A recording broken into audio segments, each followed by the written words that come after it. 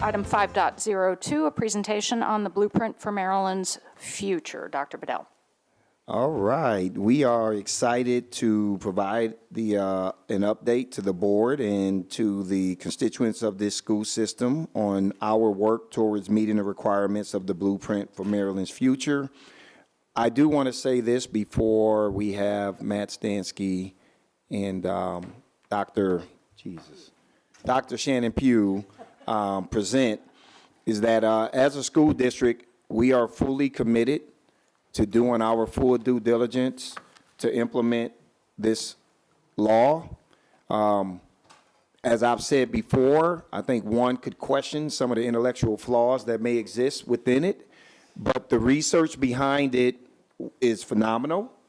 And if we do this the right way, it's an opportunity to truly transform how we provide educational services to the students that we're responsible for serving, but to do it in a manner where it's a much more relevant model of teaching and learning. It removes us from some of the chalkboard era way of how we have traditionally taught students, who are now truly in a 21st century environment where information is at their hands at the snap of a finger. And so Anne Arundel County will be doing everything it can in its power to try to take advantage of the opportunities that this will provide for us around redesigning and doing transformational work that will benefit the children in this county. So we'll pass it over because I'm looking forward to some rich dialogue as a result of this presentation. Thank you. Dr. Tobin, Dr. Bedell, for the record, I'm Dr. Shannon Pugh, the Director of Community and School-Based Programming, and I serve as the Blueprint Implementation Coordinator for Anne Arundel County. Good afternoon, Matt Stansky, Chief Financial Officer. We come to you today, I guess I should,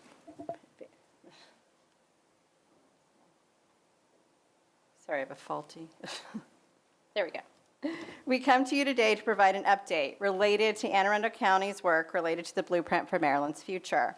We will start with centering our work in college and career readiness and how different aspects of Blueprint support AACPS's CCR goal.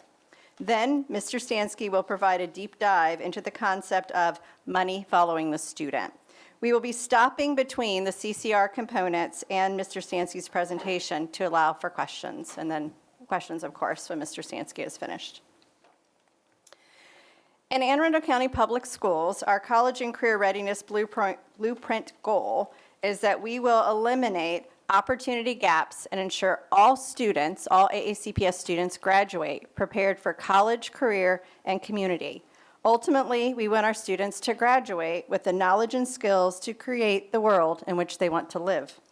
Blueprint provides the strategies to provide structures and supports to help achieve this college and career readiness goal. These structures and supports include expanding access to pre-kindergarten, various college and career supports and pathways, high-quality teachers and leaders, and more resources for more students to be successful. We're going to start with expanding access to pre-kindergarten. This is the first strategy, and some will argue one of the most powerful ones, to help our students on their journey to becoming college and career ready. As this board is aware, Blueprint requires districts to expand pre-kindergarten experiences.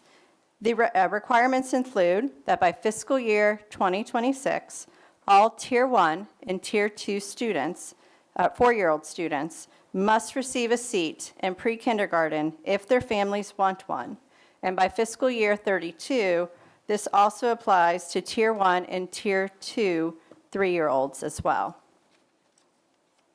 AACPS has made significant progress towards these goals. In the current year, we are able to offer 2,360 seats to eligible pre-kindergarten students.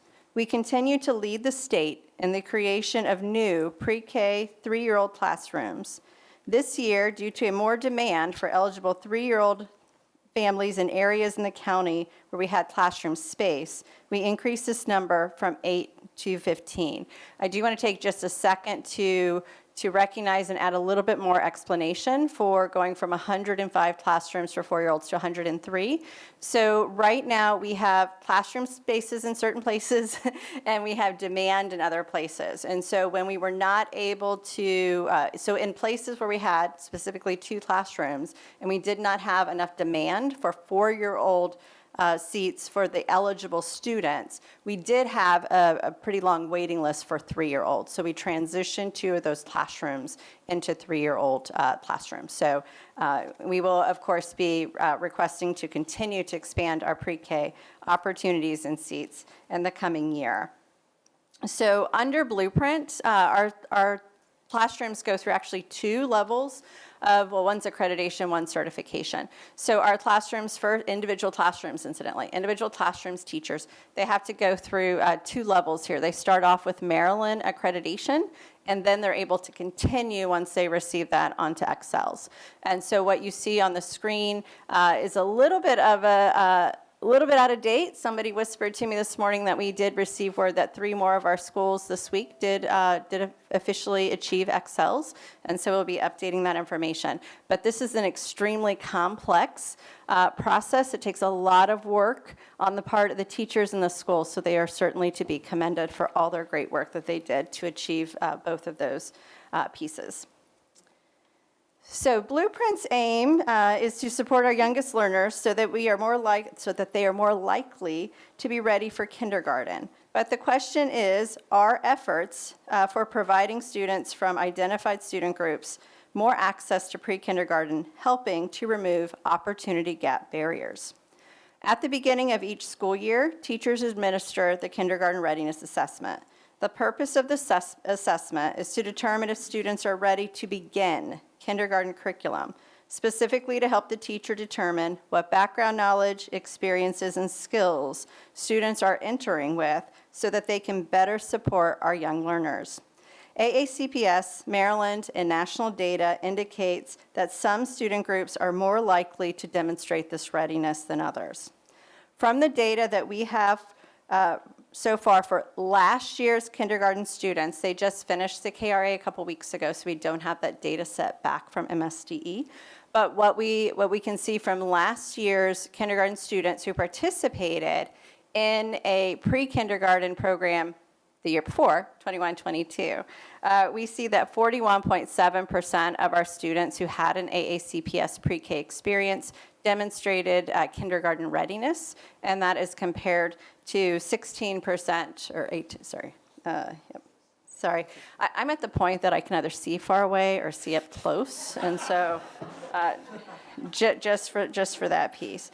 And so we do see certainly an increase there. We do want to take a moment to highlight, though, the area where we have emerging students. And as we unpack that data, we continue to see the impact of chronic absenteeism on our students starting at the youngest grade levels. And we are currently working with Attendance Works on district-wide initiatives as well within different clusters and feeders. And we have learned, which makes sense, but our students who are chronically absent as pre-kindergarten students are chronically absent when they're kindergartners, are chronically absent when they're first graders, and continue and are most likely going to be chronically absent when they're in high school. So this remains an area and a priority of the superintendent of how are we going to address this. But we see this impact here with our youngest 4-year-old children.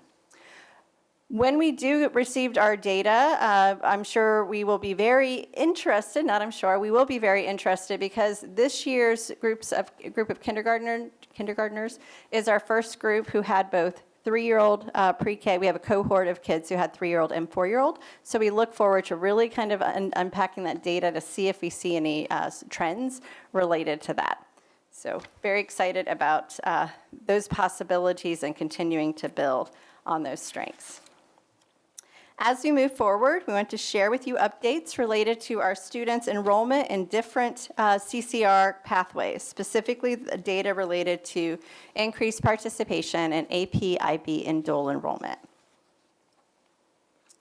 This school year, we are seeing increases in participation in all 3 of our traditional college pathways.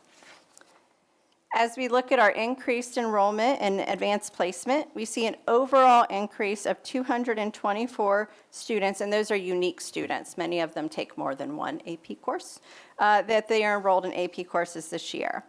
Of those, we have 173 more African American students enrolled in AP courses this year, and an additional 94 Hispanic students enrolled compared to last year. We are seeing a similar positive trend in our IB enrollment this year, with an additional 126 students participating in our IB program, of which 74 are African American students and 40 are Hispanic students.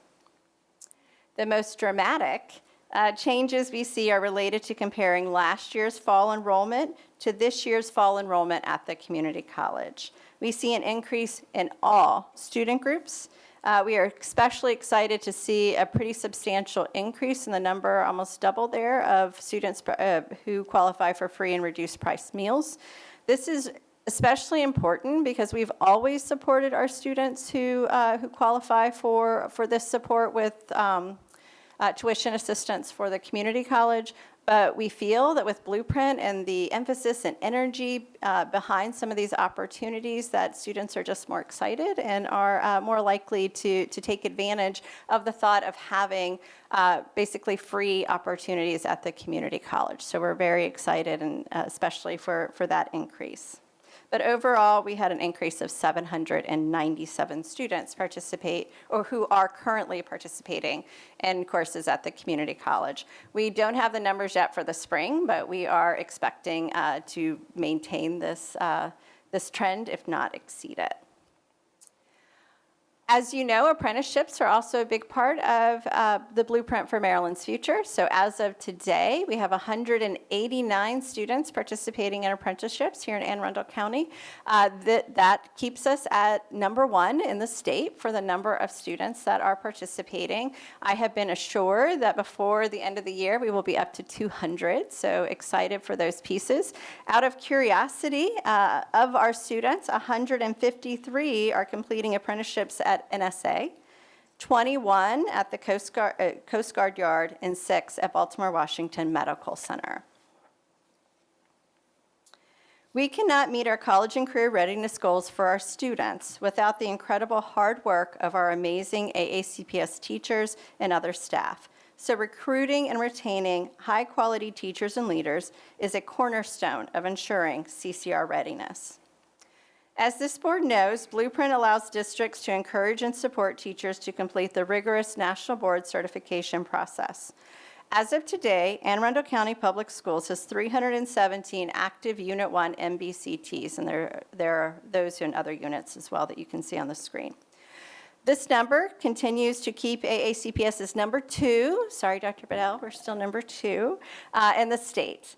But last year, we were #11 in the country, but we are anxiously awaiting that final number to see where we rank with national numbers as well. As we work to increase that 317 number, we have a robust MBCT support structure that Dr. Kerwin himself in a meeting called out and recognized as outstanding. We can see the growth between the number of educators last year at this time to the number of educators in the process at this year of this time. MBCT can take between 1 and 5 years, so some of these individuals that we see in this year's numbers are continuing candidates. But we see that our work is inspiring more teachers to undertake this rigorous process. As part of our work related to the AACPS workforce diversity policy and through the support of the Office of Human Resources, last year we added an individual to the MBCT office using ESSER funds who devoted much of her time to recruiting more diverse teachers to participate in the process. We can see here that the work of the office is making an impact as we start to see more of our outstanding African American educators participate in the MBCT process. The office is committed to increasing the diversity of candidates across all educator demographics, and we hope to see these efforts continue to support all of our teachers in the MBCT process. Finally, the research related to Blueprint identifies that there are many challenges and barriers that prevent our students from achieving at their highest potential. Blueprint provides supports and funds to support our students most in need. Today, I would like to focus specifically on the supports in Blueprint to the physical, social, emotional supports for our students. This board has indulged me many times in the past as I have shared the great work that is occurring in our community schools. But what I haven't shared so far is how we are leveraging the concentration of poverty grants at these schools to increase the access that our students have related to physical and social emotional supports. So this year, we were able to use funds for 23 full-time nurses. In most of our elementary schools, our nurses are part-time, but not in our elementary community schools. We have 9 full-time social workers, 6 full-time psychologists. In addition, in 3 schools, grant funds support a full-time bilingual specialist, and those individuals' jobs are specifically trained by Mr. Vogelin's office to interpret for our Spanish-speaking students in counseling sessions. It allows them to speak in their primary language for those additional supports. So expanding access to these crucial positions to support our students is a commitment by our superintendent, and we are excited to continue to see this process.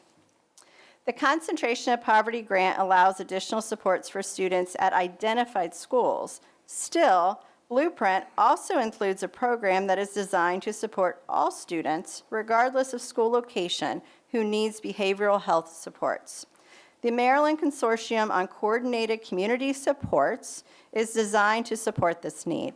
This consortium recognizes that Maryland is a wealthy state with many resources, but the state and counties do not always have good structures to support students who are most in need. The consortium, which is in its very early stages, I think I need to stress that, it's in the initial planning stages. Through the consortium, each LEA serves as a hub that will be responsible for grant administration in the LEA. Outside agencies and organizations apply for grant funding from the state, but then from the consortium to provide needed sources, but then the LEA is the one who actually helps, provides the support needed for those to occur.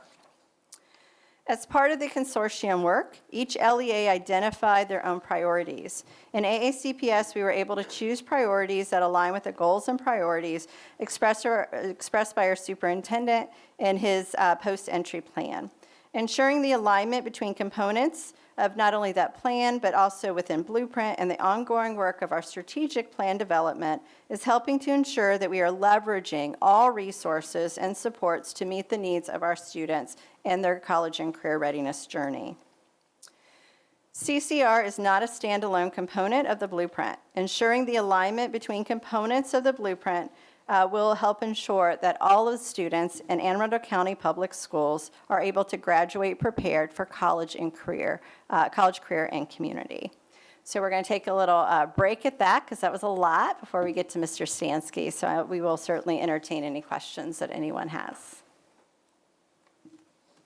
All right, I'm looking for lights to see if anybody has anything. Okay, Ms. Schalheim. I just want to thank you. It's an incredible presentation. It's a lot to digest. So I don't have a specific question. I just wanted to acknowledge the work that went into putting this all together for us, and I will continue to digest and process. But this is a very, very thorough update. Thank you so much. Thank you, Ms. Schalheim. Thank you. Mr. Silkworth. Yes, thank you so much. It is a tremendous amount to digest. So it's my understanding the number of active BNCT candidates is 397. I thought I had heard 317, but then I had written down 397. And for me, I would like to know the number of our teachers who are currently looking for a master's or actually with a master's, because we know that all of our teachers are not able to become National Board certified, but all of our teachers are able to pursue a master's degree. And so that would be interesting to know. So I don't have that information available, No, but we can certainly get I knew that to you. Okay. All right, I see no additional lights, so Mr. Stansky, the floor is yours. Thank you.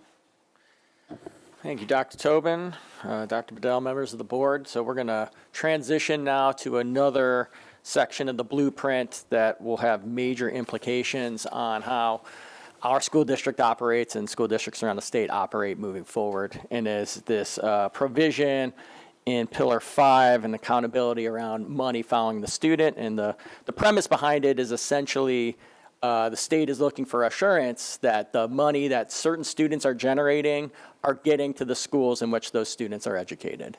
And so we'll talk through some of the larger scale policy implications for us, as well as some of the kind of nuts and bolts on how we're going to, attempt to implement and comply with the new requirements.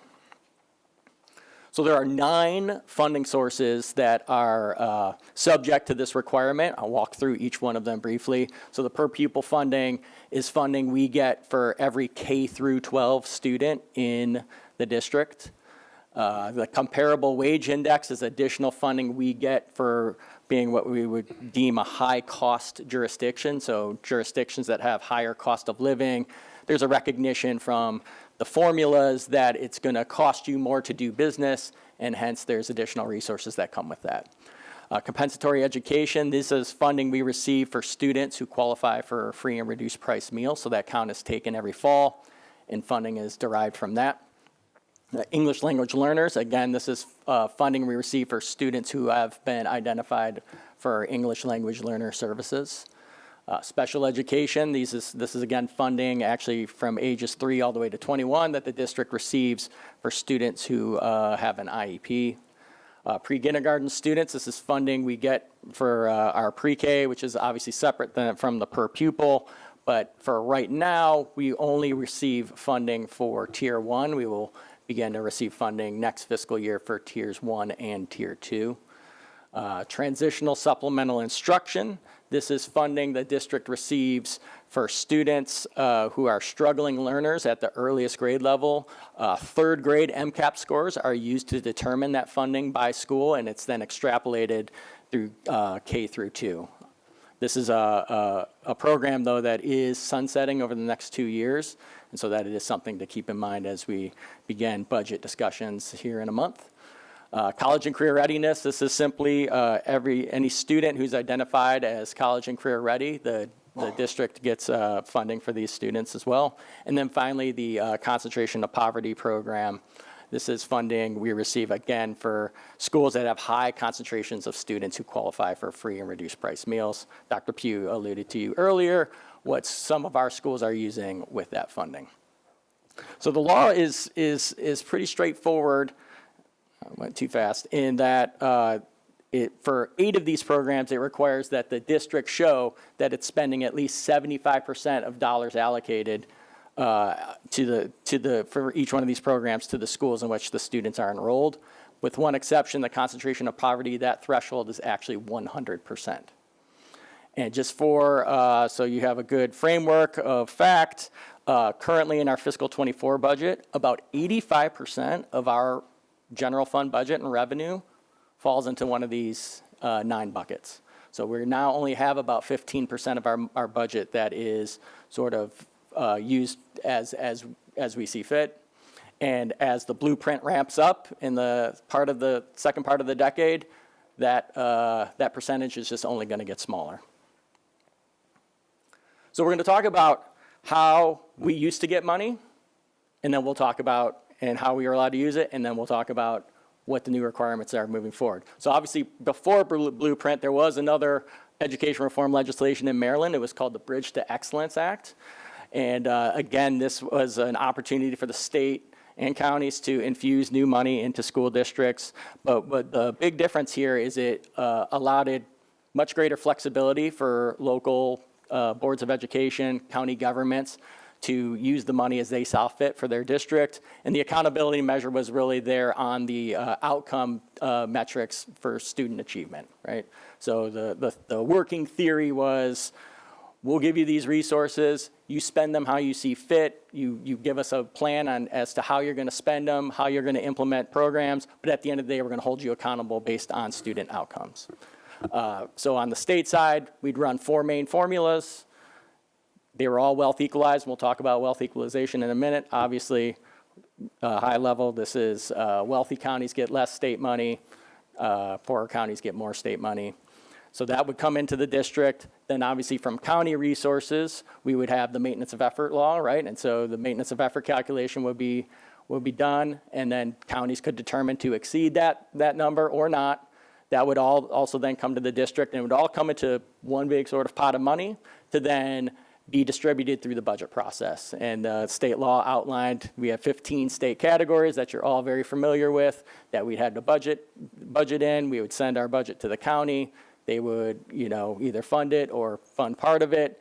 And ultimately, the council would approve a budget based on 15 state categories. And then within that, the superintendent then had the authority to distribute or allocate resources to schools based on what we felt as district leaders the best to meet the needs of students in LEAs.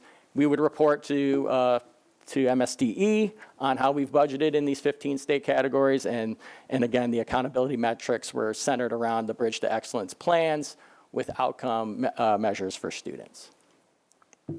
So the blueprint is taking a different approach and a different philosophy. Obviously, they're still going to hold us accountable to student outcomes, but there is more of a belief that there's going to be a new accountability around process, right? So the blueprint really says, hey, through our research, we believe there are certain things all districts should be doing, running certain programs, and if executed with fidelity, then the outcomes will essentially take care of themselves, right? And so now we're going to be charged with implementing all those. So the big change now is the state has gone from 4 formulas to 9. And the second big change is they're now requiring a local county match for each of the 9 programs. So done are we with the days of one big pot of money, of county money, and now it is counties have to match each one of these 9 programs. And now school districts will now have to distribute each one of these 9 programs based on the rules outlined either in law or regulation to the schools in which these students who generated dollars attend. And we'll have reporting requirements for each one of these 9 programs, and schools and district leaders will have to manage to ensure that we are meeting the requirements of all 9. So it's not just one number per school, it will be 9 numbers per school. And so as you can imagine, this is a big structural change to how we do business. I will say on the county level, there's still the maintenance of effort requirement. So what will happen is we will add up the local shares of the 9 blueprint formulas. We'll also run that maintenance of effort calculation, and state law says whichever is greater, that's what ultimately the number the county has to provide at a minimum to the school districts.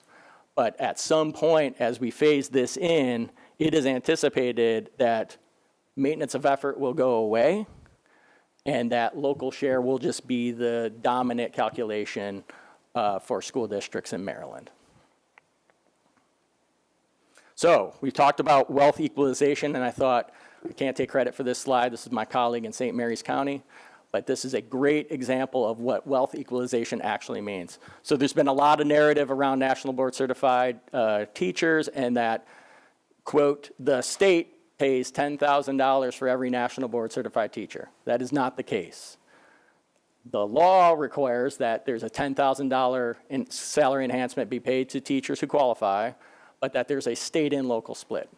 And you can see here from the 24 of us, it goes as low, the state pays as low as $2,000 for every teacher to as much as about $8,000 for every teacher, with the assumption or the requirement that the counties fill in the remaining gap. And so you can see for Anne Arundel County, we are considered the 6th wealthiest per the state formulas in Maryland.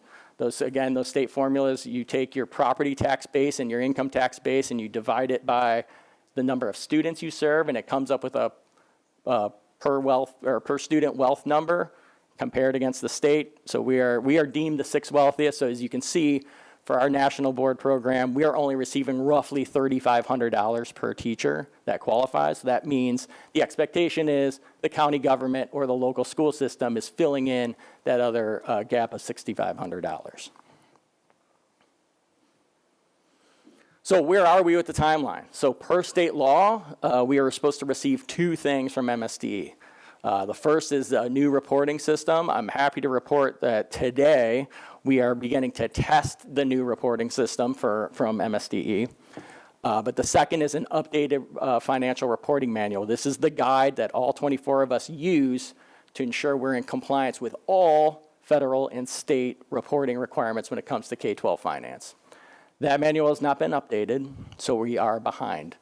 We are anxiously awaiting and working very closely with our partners at the Accountability and Implementation Board as well as the State Department to get the manual and the rules up and running, and I'm going to talk more about the business rules here in a minute. So what that means is we're right now preparing budgets without the rules, so this is becoming a little bit of a challenge.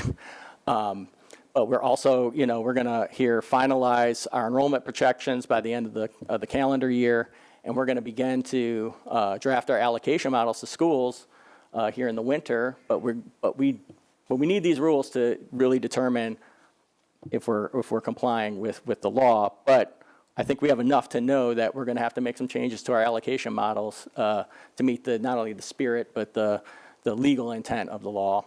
And then obviously, like we do every spring, we're going to roll out budgets and staffing to schools based on that projected enrollment. And then obviously, our first reporting requirement is July 1st, 2024 to ensure that our allocations, I'll say the word allocations, are compliant with the rule. There's both an allocation requirement and an expenditure requirement, and we'll talk about how those two are different here in a moment as well. So what are the challenges? School demographics, right? So we have a very diverse student population, over 120 plus schools. That can lead to wide variations of funding, as we'll see here momentarily. Enrollment shifts and redistricting. So if we're in a situation where we're seeing massive shifts in enrollments, it's going to be difficult for districts to comply with this rule because the rule is always backward looking. What was your enrollment the prior year? Are you meeting the requirement? Well, let's just say, let's use West County Elementary as an example. They don't have any enrollment because they didn't have, so we're unclear how I can show that West County actually meets this requirement. So fortunately, there is a waiver provision in 5-234 for enrollment shifts. And so I anticipate us and the other 23 jurisdictions using that when needed. This will change our charter school funding formula. Currently, our charter school formula is expenditure driven. This will now be revenue driven. So the type of students that a charter school educates will dictate the funding levels they get from the district. So it's there. Business rules and guidelines. This is number one on the challenge for us. We need to establish unified rules in this state to ensure that the 24 of us are all establishing a baseline and complying in similar fashion. I think the biggest issue without the rules is it is difficult for us to establish where we are right now to see what changes we have to make moving forward. What qualifies as a compensatory education expense? What qualifies as a foundation expense? Those rules need to be fleshed out and fleshed out quickly so that we can establish a baseline to see where the shortfalls are and knowing that we can make certain adjustments. Distribution of staffing is going to be a key component to this, and how FTEs are allocated to various schools will be a thing that we're going to have to work through as a community. Reporting systems, there's obviously a new reporting system, like I said, that is just currently being tested. We'll obviously continue to work with our partners at MSDE to refine that, to make sure that it meets all the necessary requirements.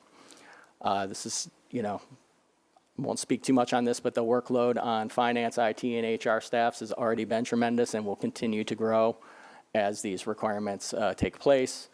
There was going to be some major changes in account number structures. We have already a multi-segmented account structure. We're looking to see if we can somehow make sure we're tracking all of this within our existing structure, or do we have to change it? So we'll have to take care on that. And we have obviously communicating with elected officials, parents, communities on these changes is also going to be key. All right, so what does this mean? What kind of variance can we see in a typical student? So you see in the chart in front of you, we have a profile of 3 different students, and you can see the vast funding levels that the blueprint requires for each 3. The first student is every student gets K through 12 gets that foundation amount, and this is for fiscal 24, or the year we're in. So you get $8,642. Again, that's split between state and county, right? So that's not, the state's not giving us $8,642. They're only giving us about 35% of that number. Student B is one who has qualified for free and reduced price meals, so we're adding another $75.19 to that. So student B generates $16,161. And then you can see over at student C qualifies for all 3 sub-programs and gets the foundation amount. So student C actually generates $32,754. These are all at the 100% level. So again, a reminder that the requirement is that we show 75% of this money being allocated and spent at the schools that these students receive. But again, you see even at the 100% level, we're almost, a $24,000 difference between student C and student A. And that's intentional, right? That's the state indicating that because of the challenges that student C faces in learning, that the resources required to educate student C are greater than they are for student A. So what does this mean for schools? So we have, these are 2 sample schools, but this, I think, gives a great indication of what the intent, again, of the blueprint. And just level set everyone, these are, again, at the 100% level. So, obviously the rule is 75%. But you see you have 2 smaller elementary schools here, School A, School B. One has 443 students, one has 433 students. So School B has 10 fewer students than School A. But yet, because of the demographic makeup of School A as compared to School B, you see School A has a farms rate in the middle, you would say, of the range. Their ELL population is low. They generate $4.9 million, all those students together, for School A. Whereas School B, with 10 fewer students, because they have more students qualify for farms, more students who qualify for EL, you can see the budget for School B almost doubles to $9.8 million. This is a big change, right?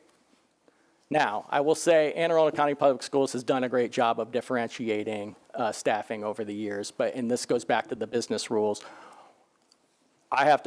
We all have to have an understanding where our baseline is to then see what changes have to be made to ensure that both School B is getting what they need and School A are getting what they need, right? Because both students in those buildings deserve what they need, but this goes to the core of equity, right? This goes to the core of equity, meaning those who need it should have it. And this is ultimately what the blueprint is mandating, and what we're going to have to work to ensure that we're complying with. But what impacts what is actually spent, right? So when we're allocating FTEs and resources, we typically do it on an average, right? But again, we're going to use two examples here, School A and School B with similar enrollment. In fact, School B is smaller. And so what the blueprint focuses on only when it comes to this, meeting this requirement, is spending. What the dollars spent. They do not care how many teachers are there. They're going to look at dollars spent. So when you see, what we're trying to show here is that the impact of teacher salaries, that the impact it can have on compliance with this requirement. As this board is well aware, we have a wide spread of pay for essentially for the same work, 3rd grade teacher. And so that can impact whether we are complying on a spending basis with the provisions or not. So you can see here, School B actually has fewer teachers, almost 3 fewer teachers, But yet, because of the demographic makeup of that workforce, the average salary is higher, and therefore you're actually spending more than school A, even though school A clearly has lower class sizes because they have 3 more teachers. But because of the, again, makeup of the workforce in school A, the spending is less per teacher, and therefore, when we're reporting to the AIB on this, they're going to say, well, you're spending more money on school B than you are in school A, but yet school A actually has more teachers. So it's a fascinating look at how we define resources. It can be defined many different ways. And, but for the blueprint compliance purpose, it is defined by dollars spent. All right, so communications, right? I think, we understand the why, but the how is going to be tough. And, it may, I've highlighted may here, may require some difficult decisions, right? Once we know the rules and understand our baseline, we can talk about that. But again, we've talked about wealth equalization. Anne Arundel County is a wealthy county compared to the state average. And so we're going to have to educate our county partners that it's just not one big pot of money anymore that can just go as we see fit. It's going to have to be, meet these blueprint requirements. I think in the future, we're going to have to look at program location. And one of the factors, I'm not saying the sole factor, but one of the factors is going to have to be, do program locations fit within the blueprint framework? And will it help or hurt us in meeting this specific requirement? We are clearly going to have differentiated staffing models. We already do now, but those differentiations are going to probably have to expand a little bit. And then obviously workforce deployment is going to have an impact on compliance. And so I think, as we continue the work in policy area 2, this is what's so fascinating. All of this is so integrated, and where we're, again, attempting to encourage our best and brightest to teach where they're needed the most and work where they're needed the most.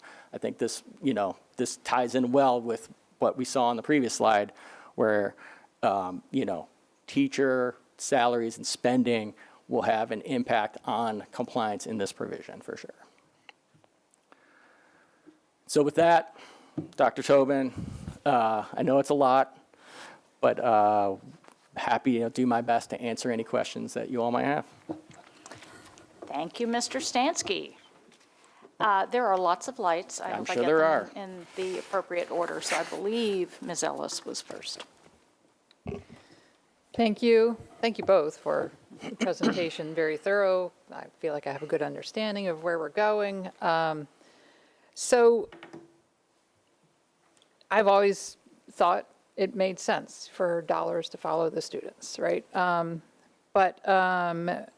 Stansky, you pointed out the complication when there are enrollment shifts and redistricting.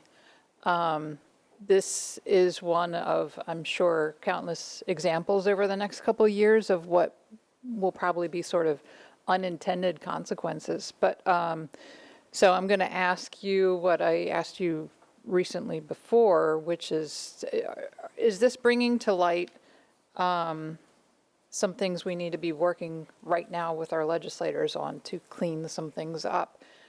Because if we have, we are going to open some new schools, and we are going to be doing redistricting, and that could create an imbalance of funding. So is there something we should be working on there? I think with the waiver provision that's outlined in the law, that without knowing what the AIB would expect from a waiver provision, but I know the intent was there because of it, and because the law specifically says because of enrollment shifts due to program location, redistricting, schools opening, schools closing, that districts can say, hey, for this group of schools, this provision doesn't work for this year, right? Right. Because enrollment has fluctuated Okay. so much. But I do think it wouldn't hurt to just remind elected officials of some of the nitty gritty, right? I think somebody said earlier, the devil's always in the details, right? And again, from a policy framework, I think, right, the law is trying to force districts to have a larger, broader discussion around resource allocation, which luckily for us, we don't need the law to do that. Dr. Bedell has directed us to do that already, right, on our own. But when it comes to the actual, I'm losing 200 kids from this school and moving them to this school, how do I comply given that the requirements are prior year enrollments? I think there's just these like little nuanced challenges that as a finance group and working with state partners, we're still just struggling with and trying to make sure that because we all want to comply and we just want to make sure the rules are straight for everybody. Right. Yep. Okay. And the slide was very helpful, showing the 3 different students, and additional funds, I assume, are presumably spent on the categories that create that addition for that student, right? So, you listed compensatory education, English language learner, special education. So the extra $7,000 that goes to this student or whatever, the extra several $1,000s that goes to this student for special education is presumably being spent on special education, correct? Right, well, you're hitting one of our challenges, right? So of the 9 Blueprint programs, I feel very comfortable with 5 of them because they're new and we've already set up structures to track. And so TSI, CCR, those we're feeling pretty good about. It is the legacy funding formulas that predate Blueprint. It is foundation, compensatory, English language learners, and special ed. And I'm going to tell you why. Because, so, for instance, in Anne Arundel, I'm going to use big round numbers, the Blueprint generates about $85 million for special education students for us. We're spending about 180. So where am I to code the excess 100 million? It's got to come from somewhere. Can I use it in foundation? Can I use it if that special ed student also qualifies for compensatory education? Am I allowed to use it for that? Those are the questions we don't have answers to. And to your other point, yes, one could surmise compensatory education should be used for compensatory type activities, but they are not defined in the law. So the law only speaks to how you get the money. It does not speak to how you use the money.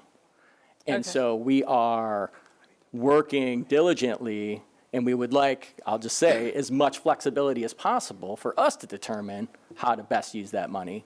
But without rules, I can't tell you right now what that could be spent on. You could surmise certain things, and you have, and I think those make sense. But I think without concrete sort of guidance, we're sort of left wondering how to best move forward with that. And just to piggyback on what you were saying, this is why I made that comment around a number of the intellectual flaws that come with this, where certain things haven't been thought all the way out, and there may have to be some pivoting and some amendments that need to be made in order for us to be able to properly implement this. And I think as we get deeper into this, we're going to find more and more of those. I mean, that's the same reason why I talked a lot about some of the legislation that's already on the books that counter the intent of this law. So if you want us to innovate, we can't operate under a constrained things that are in legislation that works against this. It's just a number of those type of intellectual flaws that I refer to. Right, I get that, because, yeah, if you overly constrain, you can't actually effectively meet the needs of the individual student. But again, I mean, ideally, having these additional funds in different categories is equity in action, right? Absolutely. So that the school that is receiving nearly twice the funding of another school does not mean this school is underfunded.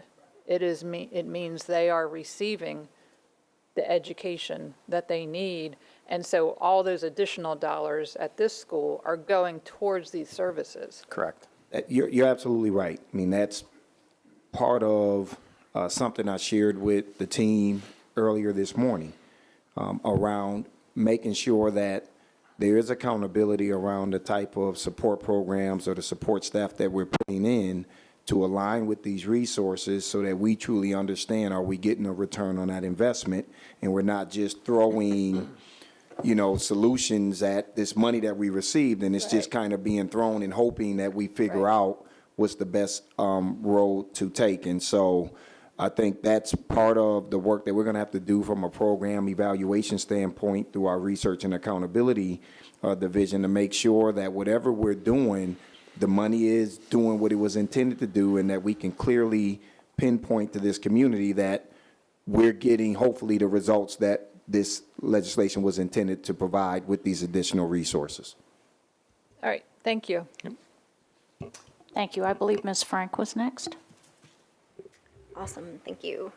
I have a couple of questions. I'll start with some of the staffing questions that I had. It seems that there may be a disruption to teachers who may have been in schools for many years based on the allocation of staffing to meet the funding requirements, and the longer a teacher may have been there, the larger implication that would be. Do you foresee large shifts in staff allocation? Are we generally compliant, or do we have no idea at this point?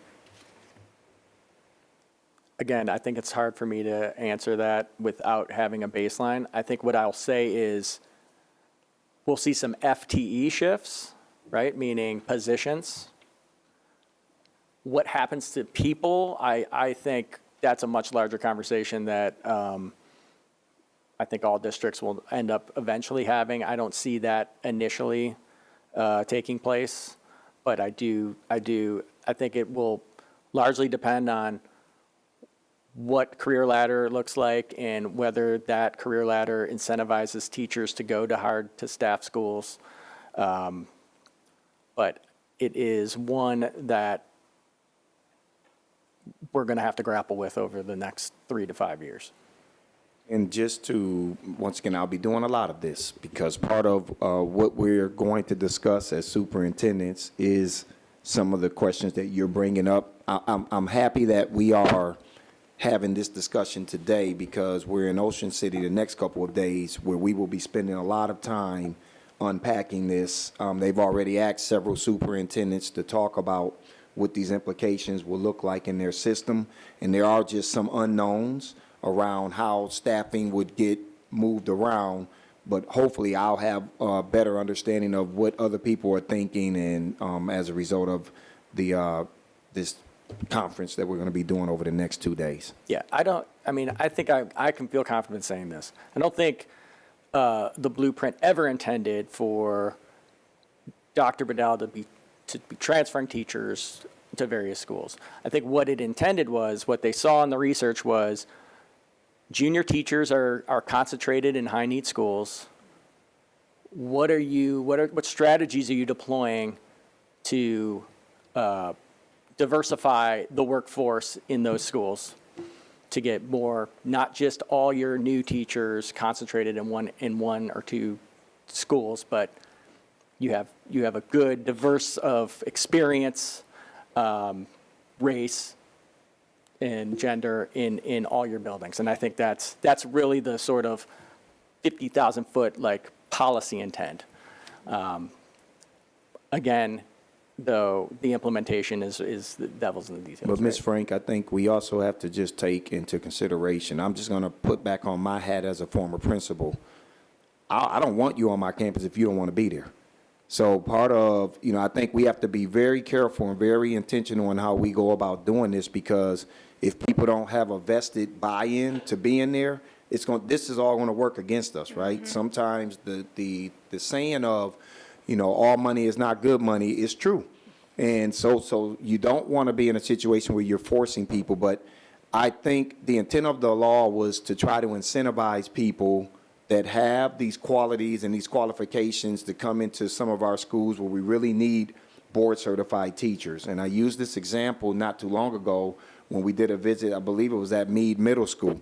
And one of the teachers who's board-certified is now a reading specialist, and she purposely went over there and is a phenomenal teacher and is doing what this law was intended to do. And that's what we're hoping we'll be able to do as we roll this out more and see those shifts, that it will entice people that this is a great opportunity for you to really help us try to, have that level playing field so that all of our kids are going to be successful. Because what really does traditionally happen in high poverty schools, you just simply have a bunch of your folks that are 1 to 3 years, and they also need those mentors. They need that experience in order to be able to grow. And I think that's the intent of this.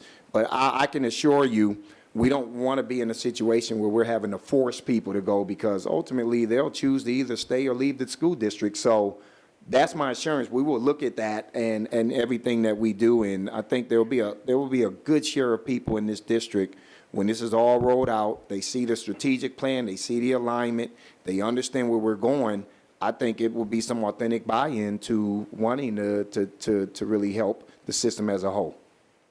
Okay, and then my next question is, when we looked at the school demographics funding slide, when we move to allocate resources to meet these new formulas, will we be removing funding from schools to be compliant? Potentially. I can't speak to that for sure, but I don't want to take that off the table either. So do we currently have schools that are overfunded? We currently have schools that are overfunded. No. So to be removing funding is not something that we would look to do unless legally mandated. Correct. Okay. In the name of equity. Thank you. And Dr. Bedell, that was Bates Middle School where the reading specialist was. Oh, okay. I knew it was a middle school. The Annapolis cluster, just saying. Okay. Mr. Silkworth. Thank you, President Tobin. This is transformational. This is also a game changer. And I had shared the same concerns as Ms. Frank about the teachers, the implications of the funds following the students and the impact that that'll have on teachers and staff at the school level. I think they're great. I would like to say that over the past couple of years, many of us on this board have asked the question, hey, how do you allocate resources? And the answer that we all wanted was, you send them where the needs are. That's what the blueprint is now requiring us to do. So the blueprint funds follows the students. When I read the presentation earlier, I just was thinking to myself, what a monstrous task, and how are we going to monitor the allocation of the funds, but also how might this impact all of our teachers? And that's already been raised. I think something that's critical is going to be the communication piece. We have to make sure that we communicate not only to our teachers, but to all of our stakeholders in this county, the impact that this is going to have. And I also assume that since we are going to have a redistricting vote, that the data for this, for the rollout in '24, will be based upon that vote and the change of students. So, right, so we will, this is why it's clunky, right? So Right. we will resource the schools based on their projected enrollment for next school year. Right. But the compliance is based on enrollment this school year. So, right, so Old Mill West High School doesn't have enrollment. Correct. So how do I get them to compliance? I can't. So that's where the waiver provision comes in. But yes, you're pointing out a little bit of the clunkiness of the law, yeah. Right. But thank you both so much. Thank you, Ms. Schallheim. Yes, thank you. That was indeed a lot. Couple questions. Going back to the nine tiers of the 9 formulas, you said that one of them was getting phased out. I believe it was transitional supplemental instruction. Correct. Is that being replaced with something else? Or is this a holdover from the pandemic, what, No. describe what that is. So this is a recognition that there are many struggling learners early in the career of a school, right? Specifically K through 3. Yeah.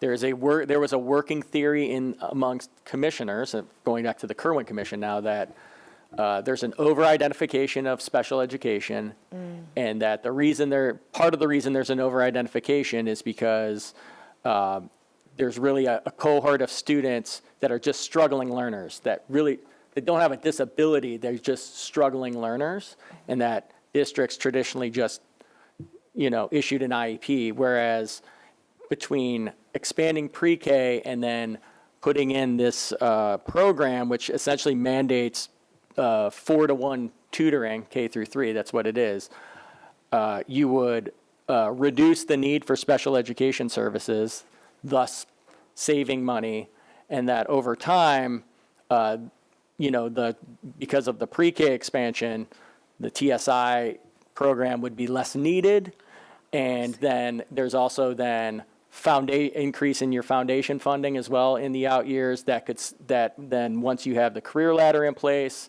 I'm probably really diving into Dr. Pugh's area now, the 60-40 split around the career ladder and the structure of the school day, your general ed teachers are freed up to do the TSI work. That is still needed. And so that funding, in theory, wasn't needed. I will say all of this was thought out pre-COVID. Right. So, so we are where we are with the law, and that was sort of the working theory, and I'm sure Dr. Pugh could add to that if she needed to. To your piece, though, and just to add on to what Mr. Stancy said, that does transition to a different funding. It transitions to additional funding to support the restructure of schools, for additional teachers or supports for planning time. So to what Mr. Stancy said, we are going to get another stream of funding that isn't necessarily identified for this specific purpose, but it's identified to really increase the number of adults in a building. And so in theory, when we have more adults in a building, we can then divide up their time, and so teachers would be able to support not only our youngest learners, but any of our learners in a very similar fashion. We have a really, really big chart. It goes on. Yeah, sure. But that is one where this goes away, and that one starts, so. Wow, okay. And in terms of, I thought I heard one of my colleagues ask this. I'm just trying to make sure I understood the answer. In terms of identifying unintended consequences and cleanup and suggestions of how to, we're partners with the state. They have to partner with us. They're not in the school system. We are. They're not the experts. You are. So will there be a push to say, this works, this doesn't, please help in terms of legislative changes this coming year? Yeah, I mean, I think we will work through PZAM and MABE, who have traditionally led the charge on all blueprint-related strategy and changes. And so I know Ms. Wilson is in communication with those organizations. I, through my channels in the finance officers, communicate with both organizations as well as from challenges. I'll just say, at least now, the AIB will take direct feedback from us, right? Like they're always Good. open to taking direct feedback. So Good. that's, it's been a good working relationship that we've had. And I know Dr. Pugh and her network of implementation coordinators also there's a constant feedback loop, not only with PZAM and MABE, but with the AIB as well, and MSDE. Good, because, as transformational as this is, it can't be in stone. It has to be real flexible, all of this stuff, because it's not been done before, and just getting our legs under us, I think ultimately it'll be worth the forming, storming, and norming that we're doing now around it, for the benefit of all of our kids. I was a proponent of this legislation when it came out. I still am, but all the details and all the what ifs and all that is now coming up to work through. So, and then lastly, I thought I heard you say that we have to follow rules, but we haven't been issued rules yet, correct? Yeah, so, like I said, Sweet, that's awesome. we're feeling very comfortable. There's 5 programs up here, pre-K, transit, TSI, college career readiness, concentration of poverty, that the rules are pretty laid out in the law, right? Right. Here's how you get the money, here's how you spend the money. Yeah. And so to my earlier point, where the how you spend the money is not as clear is in those legacy programs that we had pre-Blueprint. Foundation, compensatory education, English learners, and to a smaller extent, special education. Special education is typically pretty straightforward. The issue there is all 24 of us are spending way more money in that program than we're getting. And so it's got to come from another one of those programs up there. So the question is, how will MSD and the AIB handle that? What guidance is there if you're overspending a program, right? There's federal implications on special education spending. Like essentially the minute you spend $1 on that program, it's spent forever. And so there is no reallocation opportunities in special education unless you're reducing the number of IEPs you have in your district. So there is no opportunity to move that money around. So it's got to come from somewhere. I think that's why there is that 75-25, at least, philosophically, why it's there. The question is, will the rules allow us the flexibility to move that excess funding to other places and not be penalized, right? I think I failed to mention that the penalty here is state withholding of money, Yeah. right? Like if we're not complying or they don't feel like we're showing, they meaning the IB, showing a good faith effort to comply, the law's clear as what the repercussion is, Right. which is withholding of state revenue. Wow. Yeah, so I hope that they get the rules to us or, push out the deadlines for these things. I can say, again, they're partnering with us to work through those business rules. Yes, we're late, but. We're late because we don't know what we're meant to comply to, so that's. Right, that's and on so them. we are, like I said, we're partnering with them and hoping to get these out sooner rather than later so that we can then establish a baseline. Sure. So then I can better answer the question of, are we going to have to move resources from one school to another? For sure. Right. I purposely said possibly because I just don't know. Yeah, well, in either event, I'm grateful to both of you, your staffs, just for putting this together. This is an incredible amount of information. I don't have any other questions right now, though I'm sure I will once the rules come out. I'd love some follow-up about, Yep. yeah, with that. I'm sure we all would. So anyway, thank you. Yep. Thank you so much for your time. Thank you. And Ms. Corkadell? Thank you, Dr. Tobin.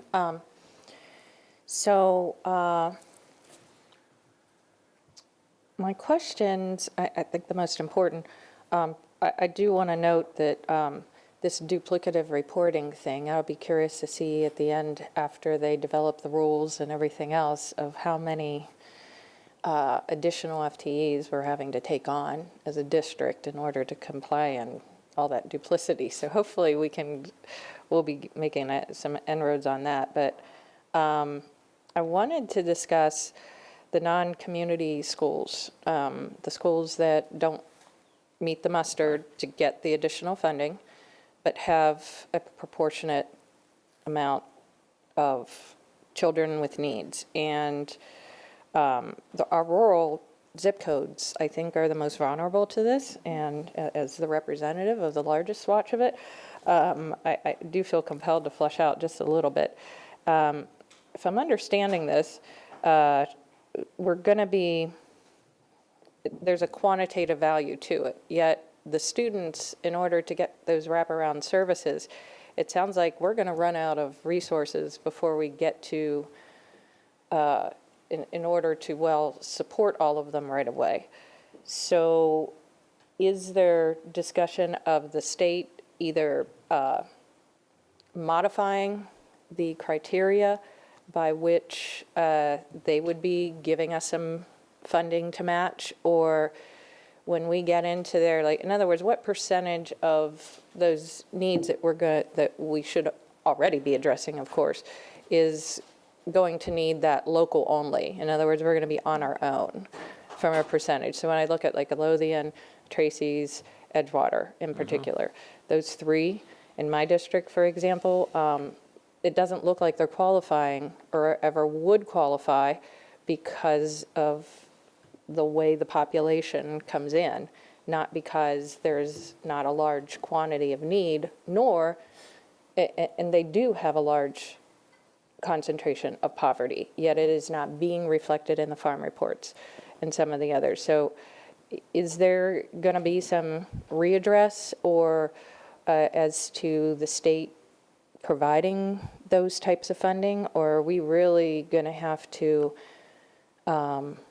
work just with local dollars on that? So- because I was a little unclear of how, I see the chart of what, I'm not talking about the spend more money on my school than this one Yeah. because you spend it over here. No, because the number of students quantitatively don't exist for that argument. But are we going to be out on a local limb, so to speak, for those schools because they're not in that category? So I'll start and I'll let Dr. Pugh Yeah. supplement anything Because that's where I know my community's really, really concerned that we're left behind again. Yeah, so- We always get the Yep, brand. there's, Yeah. to receive the community school funding, there's one metric that qualifies you, and it's the free and reduced price meals, and the number's 55%. So in order to get that state and for Anne Arundel County, local dollars for that program, the school has to hit the 55% mark. I have not heard, and Dr. Pugh, you can correct me if I'm wrong, I've not heard any discussion about using a different metric or lowering that metric. That's the metric that's in the law for the moment. I do think this kind of blends into Ms. Ellis's question earlier, though, about what can you use compensatory education money for? What can you use English language learner money for?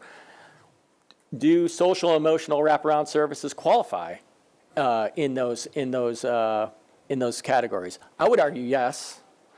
But again, I think we need clarity around that. But so that would be a potential for these, we have, those, I don't know, tier 2 schools, probably not the right word, but, we have the concentration of poverty schools, which are mostly going to also be our Title I schools too, right? So they're going to get the federal support on instruction, and then they'll get the wraparound service support around the community school dollars. But then we have those schools that you're talking about, right, that just don't meet those qualifications that are mandated per federal and state law. But what can we do and what can the blueprint do to support? And I think some of it is what flexibility is there in the compensatory and English language learner dollars to support? And then I've flipped back to, I think this is what the idea of the consortium was kind of alluding to as well, which is, here's this statewide program that can meet the needs of all students that need it. And then I think finally, if you were to talk to our mental health teams, both here at AACPS and in the county, that student need is also still gonna play a role, right? Like, it cannot just be numbers on a spreadsheet that dictates what students in schools get. There has to be some nuance and some understanding of our communities that also say, hey, School X, while not meeting any of the requirements for special programs or additional funding, there's still a need here for some sort of after-school program or additional psychological services, what have you, and that it's then incumbent upon us to dig deep and try to find available resources. And yes, Ms. Corcadell, that's probably locally, right, to say, okay, here's a group of schools that aren't quite meeting the threshold, but we've still identified that need, and it's incumbent upon us to meet that need where it's at. And so it's a challenge. I'm not gonna sugarcoat that. There's only so much money to go around, but I think you bring up a great point, and it challenges us as an administration to ensure that those schools and students are left behind. And Dr. Pugh, if you want to add anything to that. Sure, just a little bit, is the number 55% is a 3-year average. And unfortunately, we're still in the calculation where the weird year, where everyone qualified is in there. So we had a very low return rate on that. Without any, promises whatsoever, at least one of those schools that you mentioned, I get pretty much a daily update from that principal of where they are. I spend a lot of time talking to her about the possibilities for, whatever that number ended up with yesterday. I also think one of the things about community schools, about hopefully with the consortium as well, is there are a lot of really great community partners who have come forward, and in many cases, they want to support a community school that might already have a lot of other support. And so we are able to start trying to connect those partners with some other schools that I call in the middle. They're the ones in the middle. They might end up with there are some schools that I look and I'm like, oh, they're only going to have a 52% rate, but we know that there are some opportunities there. So in my office and other offices, when those opportunities come up, we do try to connect them. Even though, it's not always a perfect match, and especially when you're talking about geographic people or geography, people want to assist in certain areas.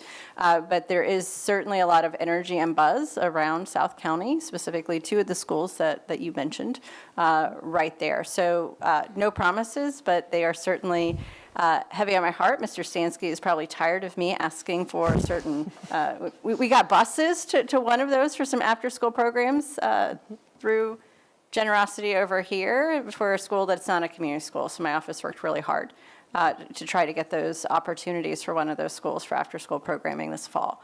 So not a perfect answer, not the answer you probably want right now, but I think what this is doing, though, is bringing to light the needs that exist in all types of places. And hopefully we can be very creative in some of that compensatory education in the future to maybe address some of the things that we're most concerned about in some of our rural communities. I grew up in a rural community. I understand. I understand that there's a lot of need and not a whole lot of resources, so. Correct, and to that point, some of it is a culture of tradition because of a quantity. Yeah. So we're the last ones to get fixed on the bus routes because it doesn't affect as many students, but it does affect as many communities, and it affects when you look at the percentage of the schools, of that school population and community that affects, it is much greater when the data is looked upon more than just that straight. But it is likewise to there. I know our community Hope is also working on some of those transportation issues because this goes beyond the pale of education to those core needs of food and clothing and shelter. Because honestly, as people are struggling to find affordable housing, they will be seeking the more rural areas because they are, by definition, more affordable. And that's why you see the big red and oranges sitting down in my counties, not because we are a broken community, but because we are a community of more moderate living. But that is almost like a penalty to our students who end up on a desert. That's the community hopes terminology for it, not mine, but you end up sitting on a desert amidst rural from food to other. So it sounds like we've got a lot of work on that because I suspect our other neighboring districts are likewise similarly struggling with that unless they have absolutes. Like Prince George's, they've got a big rural set that I'm sure they're looking at similar data when you look at the things. But as we move forward, I will be curious to see what kind of creative ways we can better engage those communities. Because quite frankly, part of the challenge that I run into is that, when 80% of our opportunities for feedback and participation are based on here at Riva Road and north. Well, here at Riva Road is a 35 to 40-minute drive for some of my communities. And then the rest of it going to the north when we do our listening and learnings for strategic planning, for blueprint and for feedback their ability to well interact with us as a board and with staff is further limiting, I think, a reflective and well-represented voice. So I guess it's kind of like an ask, as we move forward with that, it would be beneficial, I think, and go a long way, because we're not going to be able to solve all of it. But I think if a person knows and has that investment and the community feels connected with the transformation and with the transition, that when you have to say no, it's an informed no, and the recipient's informed about the why. Because too often we don't get that. And they don't have an opportunity, because of the transportation desert piece, to even attempt to participate with us. And we as a board have not solved that in our public hearings, whether it's from budget to redistricting and the like. I mean, when we're dealing with our rural areas, there's just barriers that we have not looked into. And I think as we're trying to implement this, we need to visit them and create a priority for them. But I know you guys are on that. But I think it's important publicly as we're as we delve in. And then, so thank you very much for that. And we're all working together as a community down in South County, and we're fully aware of our limitations, of course. But understanding where they are is important. And my last thing is how well we are coordinating with the county as it relates to affordable housing initiatives. We're going through a redistricting that we're getting ready to finalize, and there's another one coming down the pike. And I keep seeing PUDs and, percentages of allocations and such that is going to create perhaps deeper concentrations, or areas that are already concentrated and overwhelmed, and increasing them. We know that smart development planning kind of says that, presuming you actually have a transportation system to support the why you do that. Otherwise, you're almost forcing people into a zip code, as opposed to them having the opportunities to well diversify all of our communities in our county, and forcing that. And so we're looking at numbers that could very well be affecting. And with that ongoing delay, I would be curious as to how much the county has us at the table right now as it relates to the where and the how much per building. Because I'm watching the one go up just down the road from us. You can almost see the crane from here, from our campus.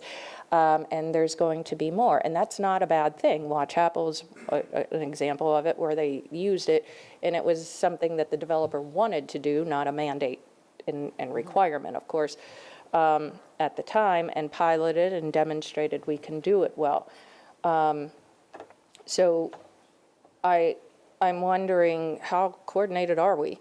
Because every time I pick up the newspaper and read about it, it's not that I don't want the affordable housing. We desperately need that. I mean, even my professional private business, our association, advocates for that officially with ACAR and such. But the where, and is it all going to be in a couple places, seems like it could end up throwing some of this off. But I'm wondering if we should be advocating for having a stronger voice and say in some of those things. Especially with that 100% of APF change. Yeah, I mean, Ms. Corkadell, I could just say that I think our participation in housing development and locations has been limited to the APF law, and the planning department here has a open line with planning and zoning, but as far as on the front end of, plan approvals and zoning regulations, I don't know or think that we've had a seat at the table for those discussions. That's unfortunate, because I know we used to back several GDPs ago, and in smart growth, and when they developed the impact fees districts and such, that we did have an opportunity to speak on the front end, not what it looks like on the back end. So maybe we can get a little improvement and encouragement from leadership on that. Thank you so very much. But those are the things I know I'm just going to say that I'll be looking at as we proceed forward. A lot of this other stuff and the roles, that's going to be what it is. But Mr. Sansky, I also want to thank you for all the additional work you're doing, and same with you, Ms. Hughes, because the state looks to us for our leadership and some of the innovations that are coming from Dr. Bedell's desk and how we are working as a team. I will say that despite all of the challenges, the new opportunity we have for us as a state in Maryland is that we have well demonstrated the ability to bring everybody together as a team, to get on the same page, and to start to actually advocate as a team with that level of credibility of data, with the effectiveness of targeting where we need it the most. And the fact that you wouldn't get us, weeks on end to get a simple data point that maybe half the districts would respond to. We're now, within a matter of like 3 days, I heard, is the going rate for some of the data exchanges to pull it together. And yes, there's coordination with MACO, with PASAM, with MABE to actually offer solutions. I wish we had more school board members and staff participate in that survey, but we're now down to the solutions. And so if you have a solution, you got to put it on the table now, because yes, those amendments and stuff will be coming down the pike, and our participation is going to be based on our efforts, not just the staff now. Now it's time for the elected officials to actually roll up their sleeves, make sure they are informed enough to be an expert in what they are speaking to at any moment in time. And it's now or never, because it is going to be reformed, either with us or without. So I hope our community is able to come out too and advocate for them and their services. Thank you so very much. Thank you. A couple of quick questions. So just so I have this right on the chart that talked about the percentage of state money that goes to, say, the NBCT, am I correct that Howard County gets more than we do? That's correct. And that is because Howard County is not as wealthy as we are, is that correct? In the calculation, correct. In the So, yeah, I think it's so important to note that, so it's wealth per student. So Right. it's your property tax base, your income tax base, divided by the number of students you serve.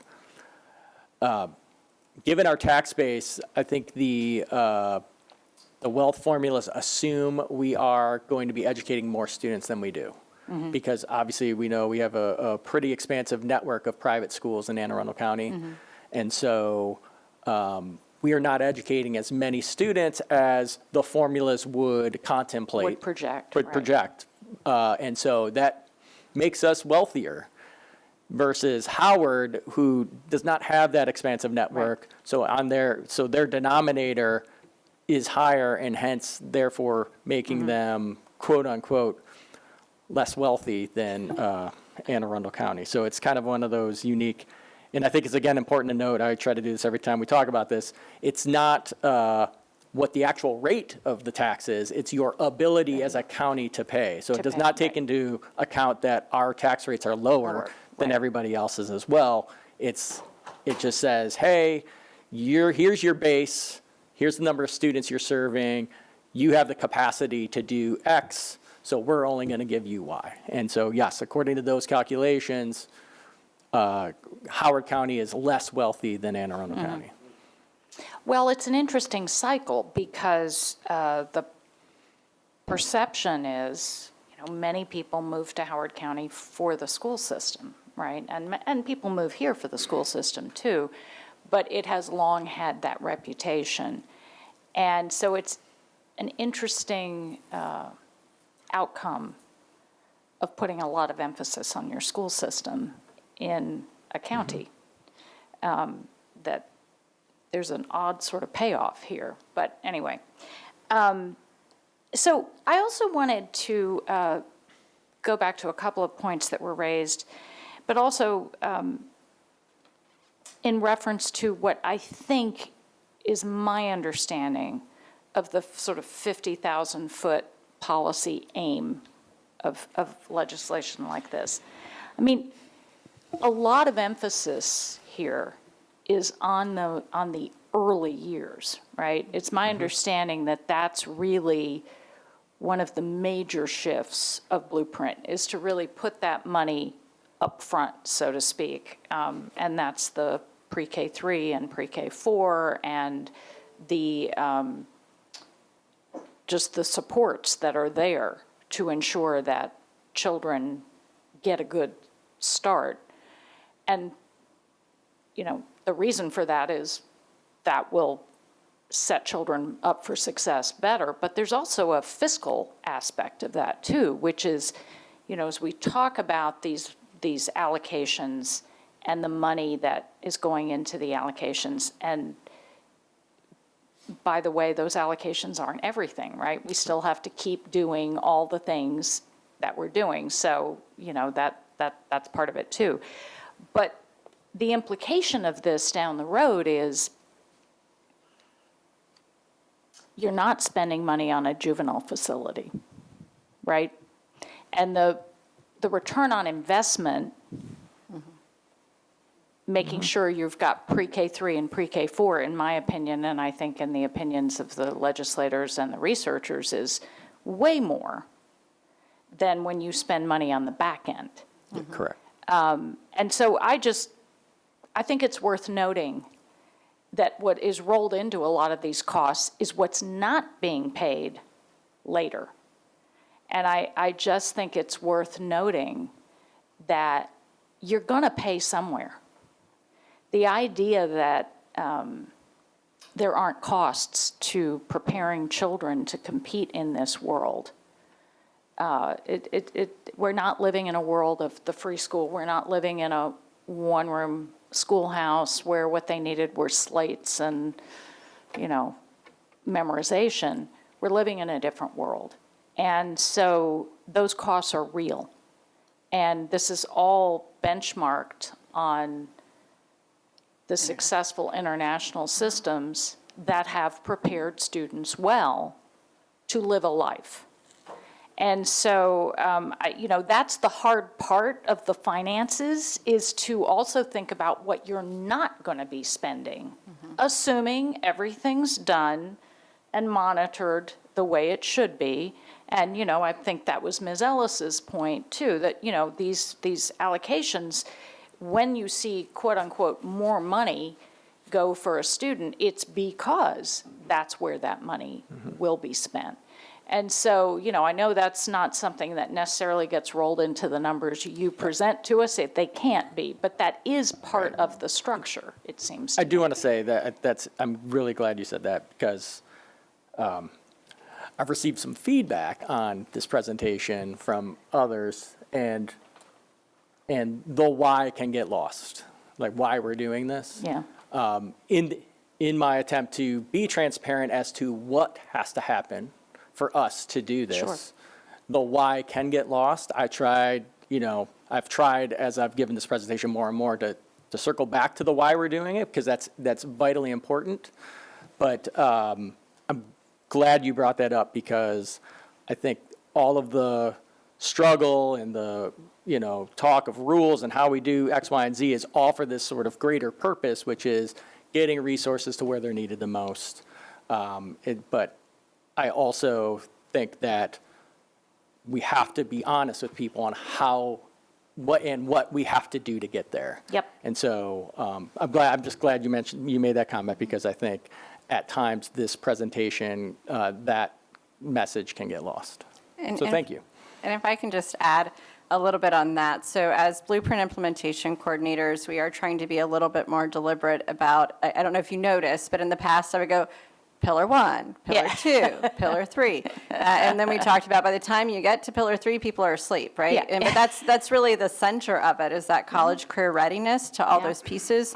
And I recently shared with the Blueprint implementation group, the coordinators, is for something that has nothing to do with this job, with something else. I spent a week in Belgium at the beginning of October, and I had the opportunity to spend a day with basically their education, their Office of Education.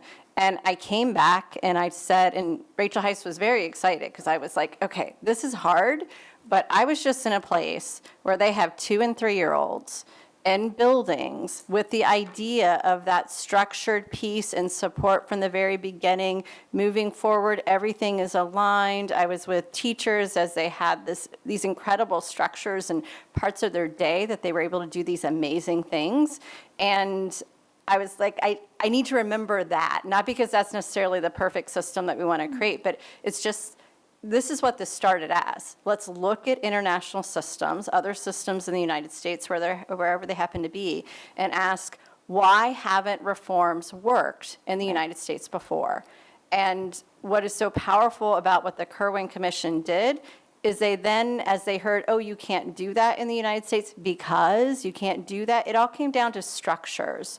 And so I think that is what is so incredibly challenging, is we are talking about change on a level that is astronomical. Even looking at some of the changes, sometimes like, oh, I did that. Was I bad for kids when I did that? I mean, so it really is kind of challenging our core beliefs of who we are as educators, no matter where we are. But thank you for coming back to that. I think we've been trying to do a little bit of cheerleading and rah-rah as we get into the devil is in the details.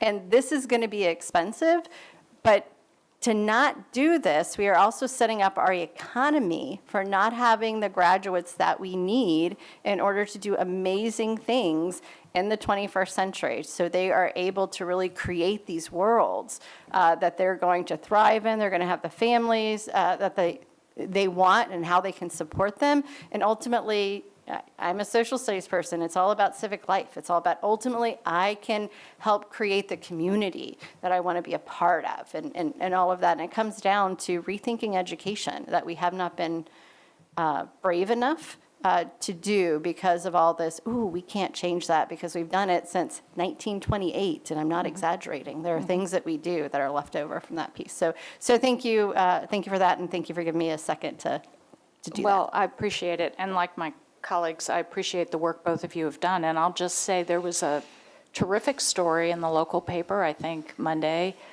about the pilot program at Arundel, getting I believe it was the dental assistance program. It's a pilot, and that is thanks to Blueprint. Yeah.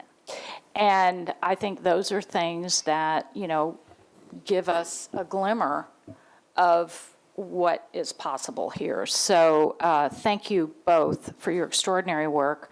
We know that you are both considered the people around the state that people look to. That's a great benefit for all of us here at AACPS, but I know that doesn't come without a huge amount of work, and we appreciate it. So thank you very much.